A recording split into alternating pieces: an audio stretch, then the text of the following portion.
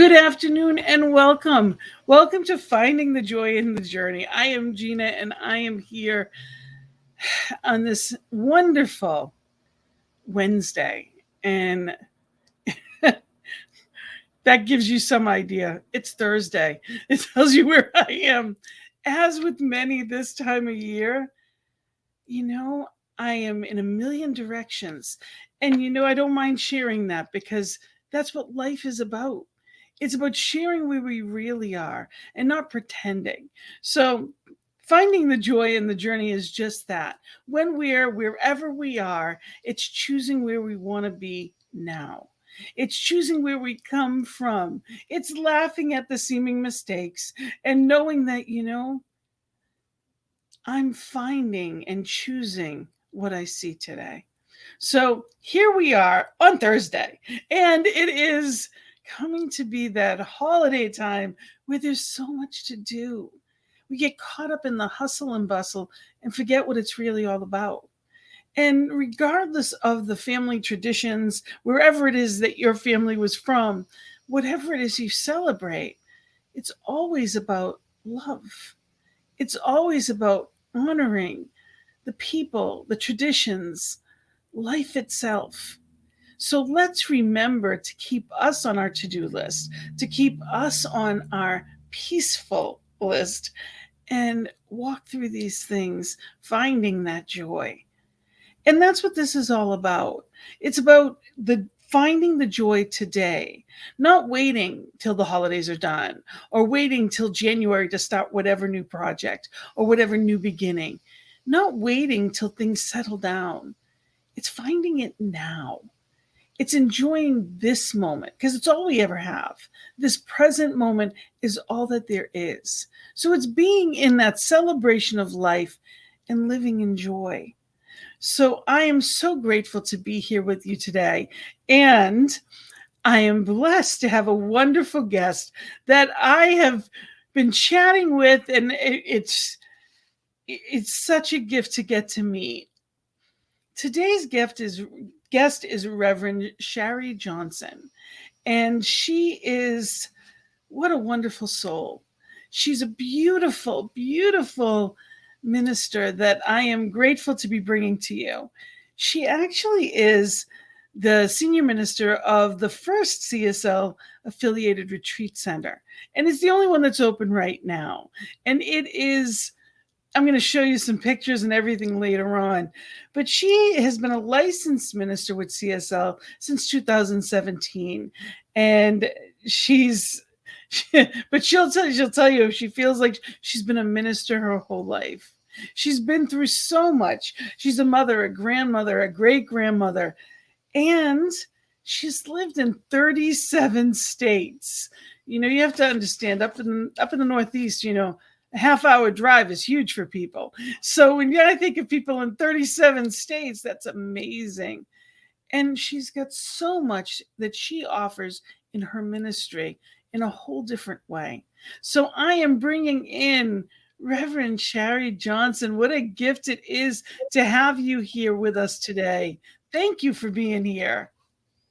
Oh, thank you for inviting me. I love to talk about One Heart.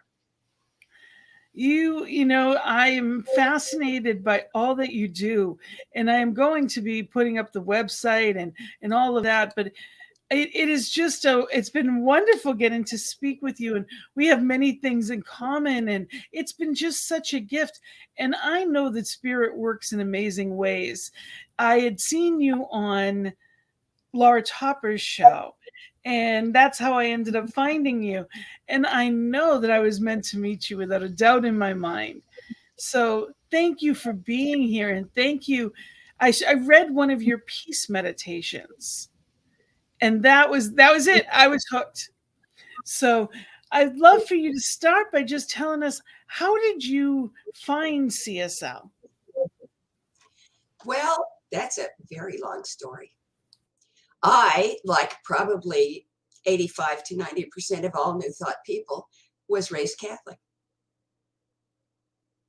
And when I was 20, my husband's boss, who was the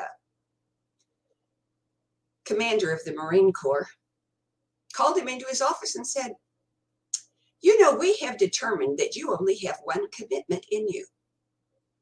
And what that means is that you can either be a Marine Corps pilot or you can be married, but you can't do both, and you have to decide now."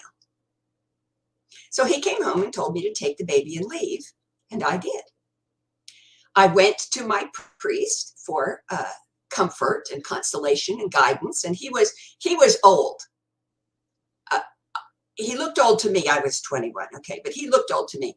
And he said, "Well, it's very simple. You'll be celibate for the rest of your life or you'll burn in hell forever." And I said, "Father, we don't have the same God. My God created everything that exists as an expression of infinite and unconditional love and would never in a million years condemn its highest creation to everlasting suffering for having been young and stupid." And he threw me out of his office. So I spent the next 7 years looking for a faith tradition that made sense.